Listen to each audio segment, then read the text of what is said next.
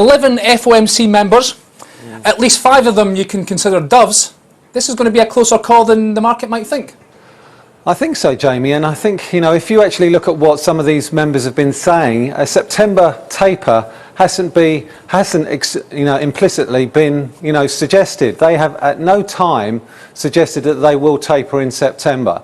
When I actually look at the way the FOMC members are ranked, I would say actually, 5 are confirmed doves, and I think, maybe 6 or 7 probably a lean to the dovish side. So, well, as you say, it could go either way. Well, the 5 doves, of course, Bernanke, Dudley, Yellen, Evans and Bullard.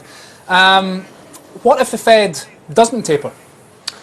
If the Fed doesn't taper, then I think you can see a significant decline in bond yields and a pop in equity markets. And I think we've already starting to sort of lean in that direction, because I think if you'd asked me 2 weeks ago what the consensus view for a taper would be, it would be in the region of around about $10 or $15 billion of US Treasuries. Now the estimates are sort of coming in around about $5 billion. And if that's the case, why bother?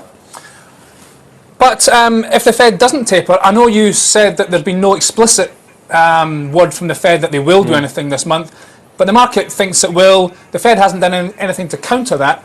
If it doesn't do anything today, surely its communication strategy will again be called into question. Well, I don't think their communication strategy has been particularly good at all this year in any case. But, I think we've heard ad nauseum from people like James Bullard and Charles Evans that it's very much data dependent. Well, if you're going to take the view that it's data dependent, Jamie, then you look at the data, you look at the payrolls data, and you have to argue that really the data does not support a taper of any shape or form. And really then it's a question of how you manage the guidance going forward. Now, if they taper and extend their guidance forward, then it really begs the question is, why are they tapering? Fair, yep, it certainly does. Having said that, you've mentioned stocks and treasuries.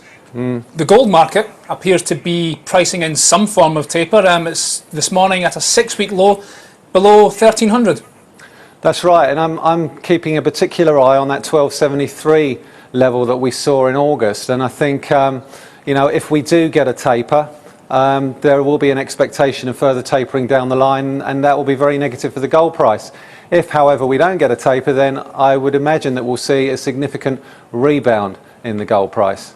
So we've talked about gold, stocks and treasuries. Of those 3 markets, which one do you believe most? I believe the bond market. Okay. And the bond market, the yields have been coming lower from that 3% level. Now, you could argue some of that was as a result of what happened this week with respect to Larry Summers, but I think that's a little bit of a smokescreen. I think it was always very unlikely that he would become Fed chairman, given the opposition within the Senate Banking Committee. So, I think we're back to the original question is, how much do they taper by? And if they do taper, or if they don't taper rather, what happens then? Do they then give forward guidance on a possible tapering plan? Essentially, because we've still got a massive roadblock ahead, the debt ceiling.